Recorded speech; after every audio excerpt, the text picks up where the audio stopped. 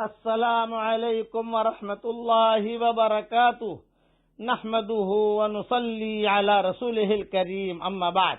آج کا سبق سن لیجئے۔ آج کے سبق کی سرخی ہے حضرت محمد صلی اللہ علیہ وسلم کی سیرت، پارٹ نمبر 178۔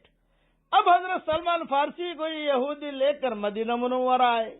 جب مدینہ منورہ کی بستی میں داخل ہوا، میں یثرب کہا جاتا تھا مدینہ کو، تو میں نے مدینہ کی پہاڑیوں کو دیکھا، مدینہ منورہ کے باغات کو دیکھا، کھجوروں کے درختوں کو دیکھا، وہاں کی وادیوں کو دیکھا، وہاں کی فضا کو دیکھا، تو داخل ہوتے ہی میں سمجھ گیا کہ یہ وہی بستی ہے جس بستی میں میرا خواب کی تعبیر پوری ہونے والی ہے اور محمد احمد سے میری ملاقات ہونے والی ہے۔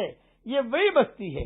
یہاں تک کہ سلمان فارسی کہا کرتے تھے، درخت پر میں نگاہ ڈالتا تھا تو درختوں کے ہر پتے کے اوپر سے، کھجور کے اوپر سے مجھے حضور صلی اللہ علیہ وسلم کا نور ٹپکتے ہوئے محسوس ہوتا تھا۔ میں احد پہاڑ کو دیکھتا تھا تو میں دیکھتا تھا کہ یہ احد پہاڑ کتنا چمک رہا ہے، یہ احد پہاڑ مجھے حضور صلی اللہ علیہ وسلم کا نور ٹپکتے ہوئے محسوس ہوتا تھا۔ یہاں تک کہ میں باب العوالی میں آ گیا۔ باب العوالی یہ مدینہ منورہ میں مسجد نبوی کے قریب بھی ہی ایک جگہ ہے۔ آج کل ہمارا مکان بھی اسی جگہ پر ہے، باب العوالی میں ہی ہے جہاں ہم رہتے ہیں مدینہ منورہ میں۔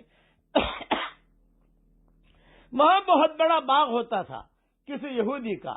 اس یہودی کے یہاں یہ بڑا عالم تھا، یہ یہودی، وہاں ان کی ڈیوٹی لگ گئی۔ یہ مینیجر بن گئے سلمان فارسی، اور ان کے ہاتھ کے نیچے غلام، باندیاں، بہت روایت میں یہ ہے کہ بہت بڑا باغ اور بہت بڑا سیٹھیا تھا یہ یہودی، اور مینیجر بن گئے سلمان فارسی۔ سلمان فارسی نے سب کو جمع کیا، غلاموں کو، باندیوں کو، باغ کے کام کے لیے۔ جب باغ کے کام کے لیے جمع کیا تو سلمان فارسی نے سب سے پہلے پوچھا، بھئی اس بستی کا کیا نام ہے؟ انہوں نے کہا یثرب۔ تو کہا اس بستی میں کوئی محمد احمد نامی آدمی ہے؟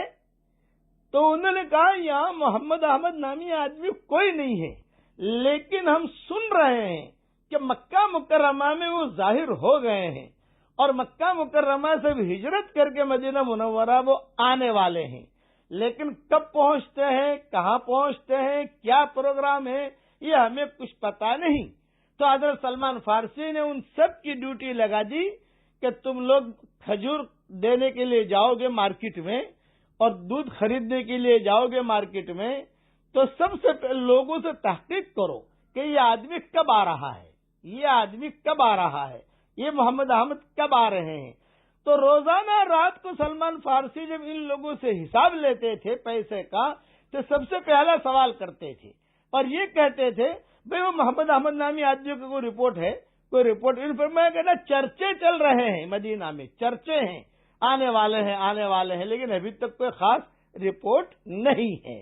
چنانچہ حضرت سلمان فارسی کہتے ہیں، ایک دن ایسا آیا کہ دوپہر کا وقت تھا، گرمی کا مہینہ تھا، میں کھجور کے درختوں کے اوپر وہی باب العوالی میں ہی کچھ کام کر رہا تھا، اور میرا سیٹھ جو عالم تھا وہ وہاں نیچے چارپائی کے اوپر جو ہے آرام کر رہا تھا، دوپہر کا وقت تھا۔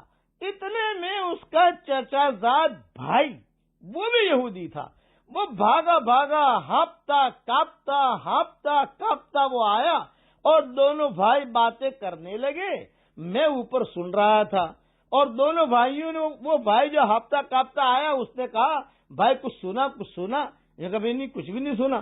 یہ کہا ایک آدمی آیا ہے، اس کا نام محمد احمد ہے، قباء میں وہ ٹھہرے ہیں اور بنی عمرو ابن عوف کے مکانوں میں وہ ٹھہرے ہیں، اور سارے یہود نصارا، مدینہ کے اوس، خزرج، انصار، مشرکین، چھوٹے بڑے، سب جو ہے وہاں اس کا گھیرا کیے ہوئے ہیں، اور وہ نبوت کا دعویٰ کر رہا ہے، اور اس کا نام محمد احمد ہے۔ یہ ہمارا بہت بڑا حادثہ ہو گیا مدینہ منورہ یثرب میں۔ یہ دونوں بھائی باتیں کر رہے تھے، میں نے سن لیا اوپر۔ میں نے جب سنا تو میری آنکھوں میں خوشی کے آنسو آئے کہ الحمدللہ مجنون کا خواب پورا ہوا، مجنون کا خواب پورا ہوا، مجنون کا خواب پورا ہوا۔